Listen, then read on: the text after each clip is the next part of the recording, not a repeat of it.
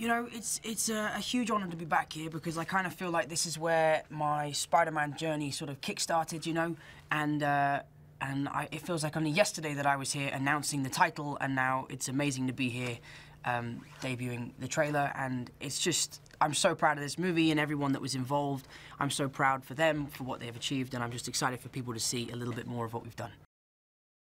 You know, this is a very different take on Spider-Man. This is something we haven't seen before. I'm obviously a lot younger, so we can really play on the youthful side of the character. We've seen the soldier, we've seen the billionaire, we've seen the god, and now it's time to see the kid, you know? And I think it's fun to see what would happen if you gave a 15-year-old superpowers, and I think what would happen is he'd have a pretty great time.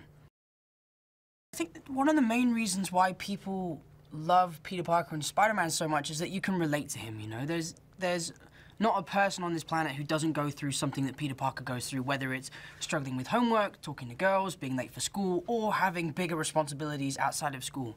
And I think, especially for young kids, it's a great thing to be able to see a superhero go through the same things that you're going through day to day. You know, it's very reassuring that it doesn't just happen to you, it also happens to superheroes. I mean, it's nuts, dude. It still doesn't feel real to me now. You know, everyone keeps asking me what it's like working with Robert, and it was one of the most surreal experiences of my whole career. Even watching the trailers now, I can't quite comprehend that that's actually me. But the fact that this has actually come true and that this was such a big dream of mine is crazy, and I can't quite believe I'm standing here today. Well, I think that's what John and Marvel and Sony did so well, was create a very unique character in a sense that he's just an average guy, you know? John said the other day, if a regular kid can become a superhero, why can't a regular guy become a supervillain?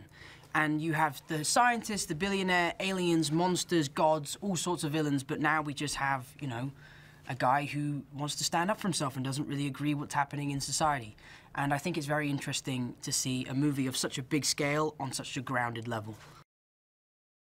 Yeah, dude, it's mind-blowing, man. It's really something that I'm still getting used to, and it hasn't sunk in yet, and I think it would be wrong if it had sunk in, you know?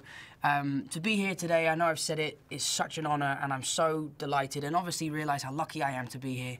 But the cast, we couldn't have asked for a better cast. I mean, John did such a great job with casting all the kids, and all the big cheeses that we've got at the top. I mean, I couldn't have been luckier, so I'm very happy. You know, Michael Keaton is an actor who I've always looked up to, and he is someone who has such an incredible career and platform behind him, and it was definitely intimidating working with someone like him, but so refreshing because he's just such a nice guy. You know, Michael's someone who you can approach and sit down on set with and have a good chat with, and also he has so much great advice to give.